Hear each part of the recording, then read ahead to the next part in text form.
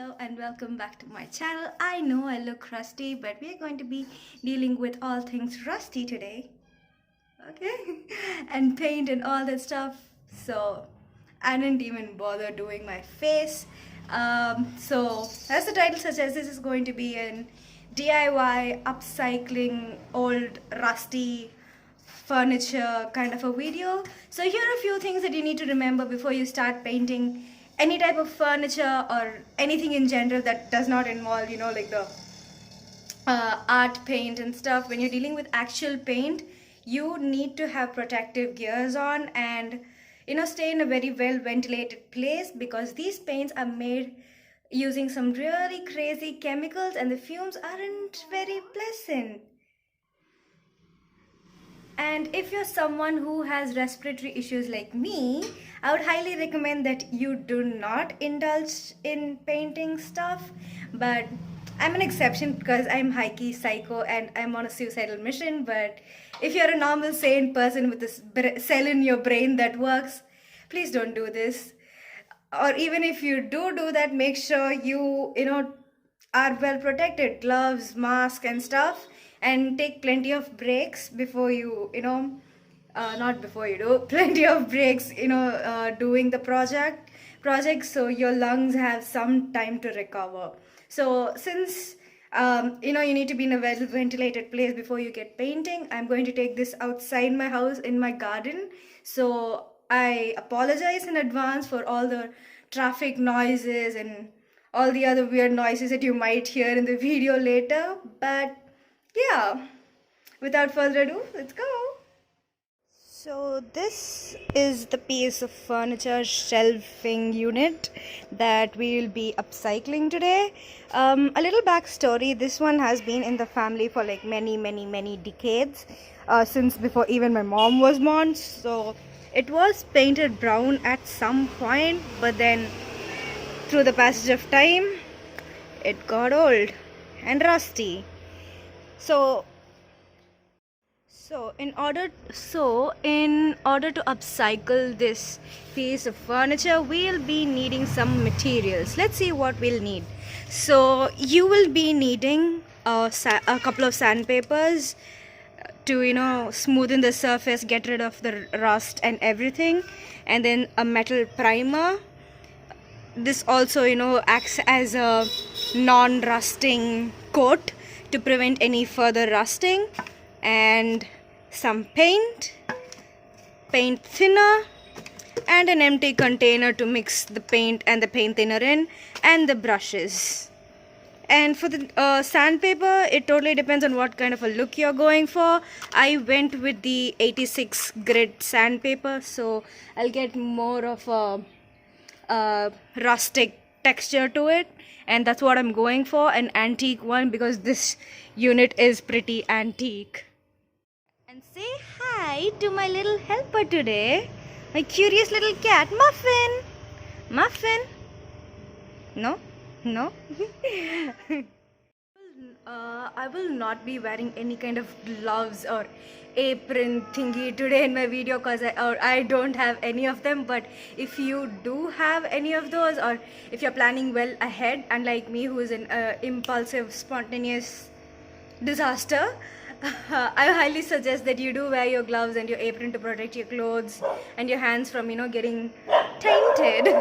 But yeah, I do have my mask going on for me, so something is better than nothing. And I don't really mind my getting my clothes dirty, because I am wearing a so-so clothes and a so-so trouser, so I honestly don't mind getting messy. But if you're someone who does mind getting messy, I would suggest wearing a whole t-shirt or a apron thingy on before you start on with your project. So the first step is prepping your surface. So what I'm going to do is take a smaller piece. I actually ripped a small piece off of the bigger sheet, because I find the smaller pieces easier to work with. And I'm going to use the sandpaper and really scrub on the surface to get rid of the old paint, the grimy stuff and all the rust. So then I can go ahead with my primer.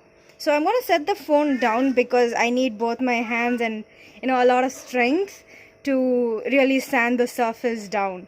So once I'm done sanding the top part off, I'll show you the difference. For now, this is how it looks. There's like a lot of small patches of rusting and some white stuff underneath, which I'm pretty sure there's a lot of rusting, and there's like a little bit of paint as well left, like over here. That's paint, and this is rust, and this is like a lot of rust and some salt sedimentation kind of a thingy happening here. So I'm gonna set the phone down, sand it, sand the whole thing down, and get back. So I have sanded down the surface, but you can't really see the results because the powdery rust is still on there. So I'm just using an old paintbrush to get rid of all the rust. So I went ahead and sanded the whole thing down. I got a good few layers of the rust off, and then I remembered the crazy Coca-Cola experiment to get rid of this rusting. So I'm gonna go ahead and give that a try. I actually took a break, went online and saw what they did. They just took the Coca-Cola, dunked a bit on the surface. Ooh, so frothy. And they like scrubbed it. Oops, I'm gonna tip this over. Just a minute. Never mind. It's not like I'm gonna drink it. Not a big fan of carbonated stuff. So let's go ahead. Scrub. Does this thing really work? I don't know. I'm scrubbing like crazy. People think I'm crazy. Well, I am.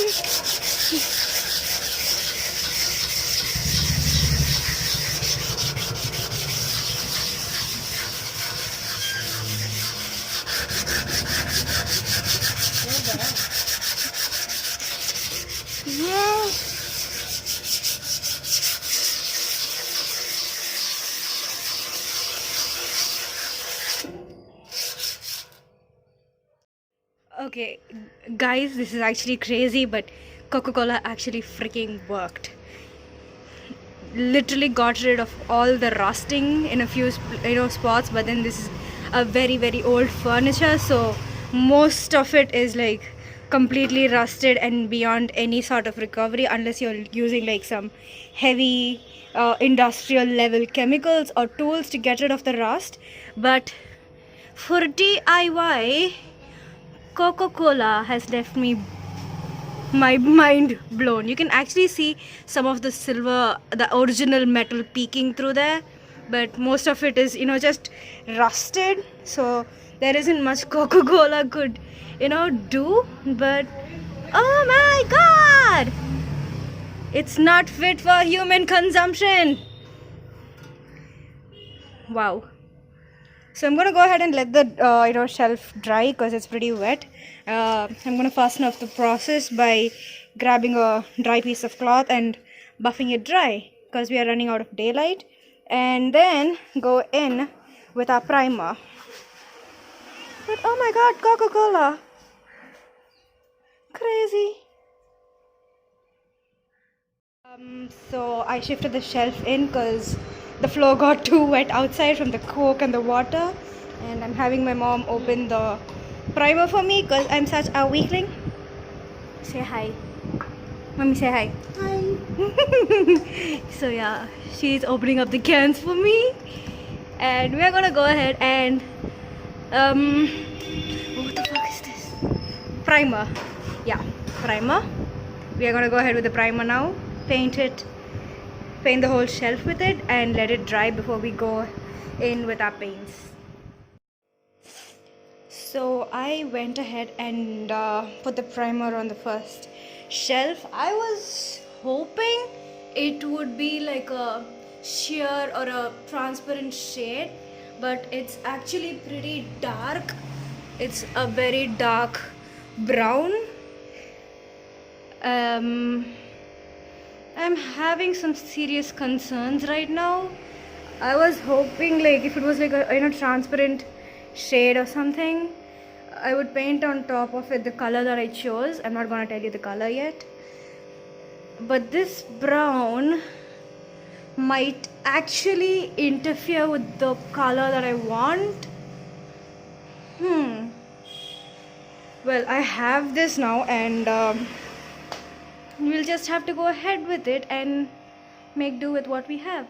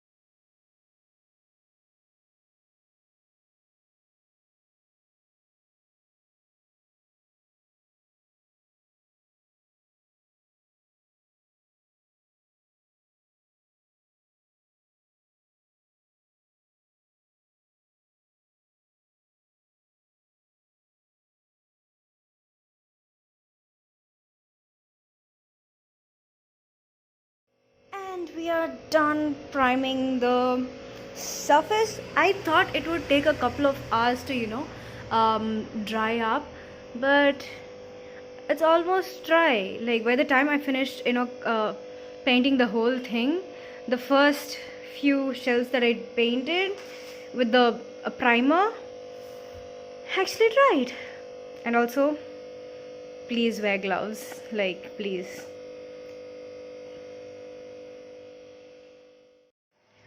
And I did go pretty crazy with the primer at the very bottom shelf, and like up until there on both sides, because that's what's gonna be on the floor.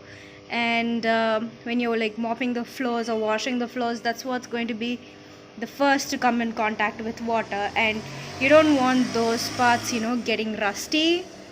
They're literally the ones that are holding up the whole structure. So I went a bit crazy on like all four sides in the very bottom to have that extra protection against rust.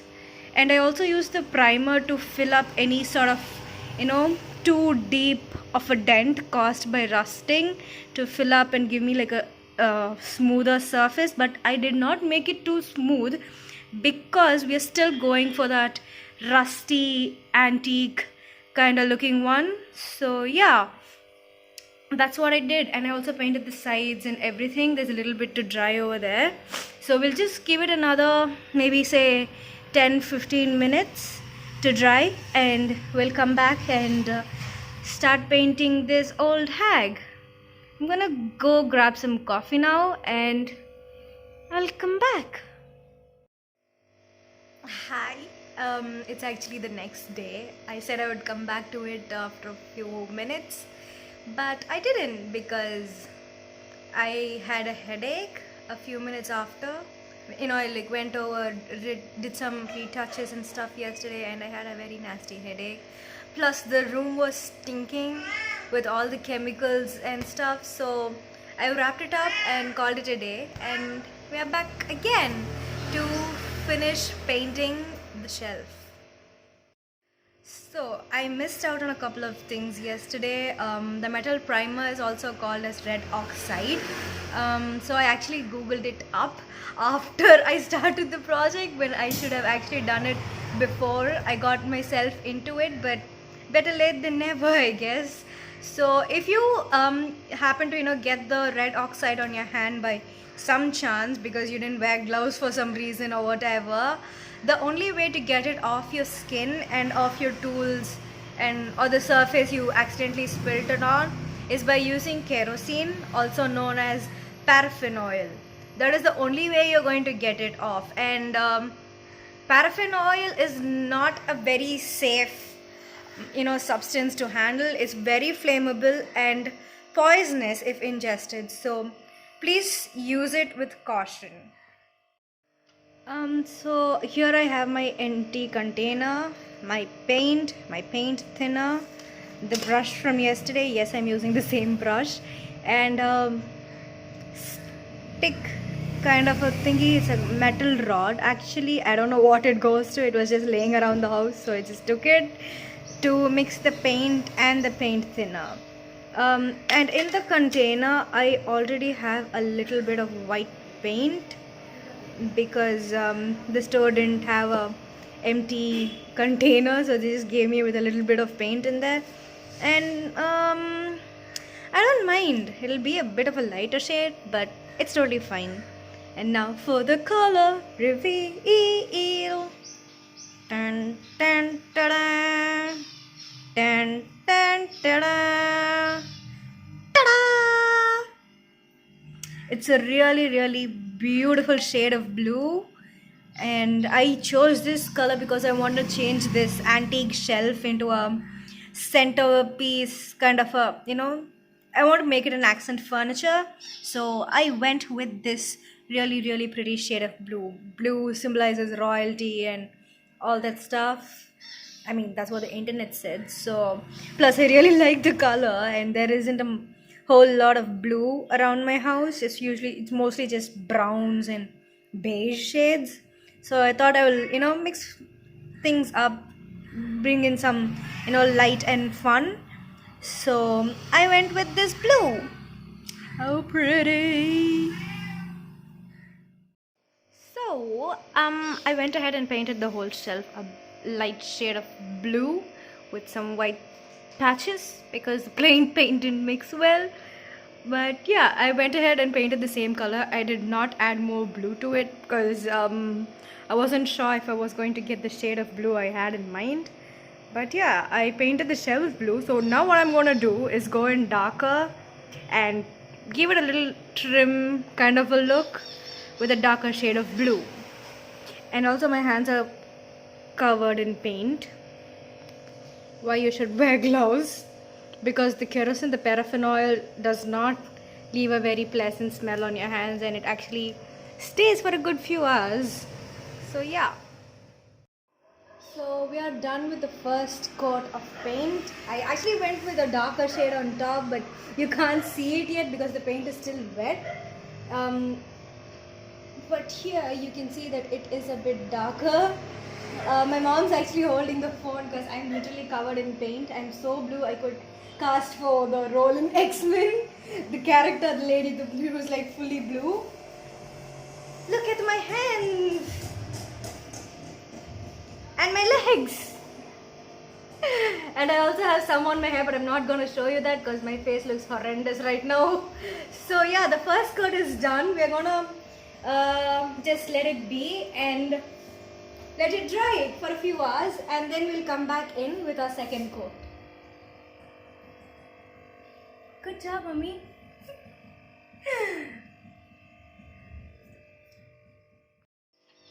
Okay, I got rid of the paint on my hand and I smell disgusting. I used the paint thinner to get rid of the paint because that's the only thing that's going to get the paint off your hands. If you don't wear gloves, you're gonna have to smell like white turpentine for the rest of the week. Good luck. Now we are gonna let this dry. And I'm gonna go grab some lunch, take a shower because I don't like the smell of turpentine on me. So I'll see you guys in a couple of hours. So it has been a few hours and I went in with the second coat and I did some dark blue shading kind of a blah blah blah on it. So this is what it looks like for now.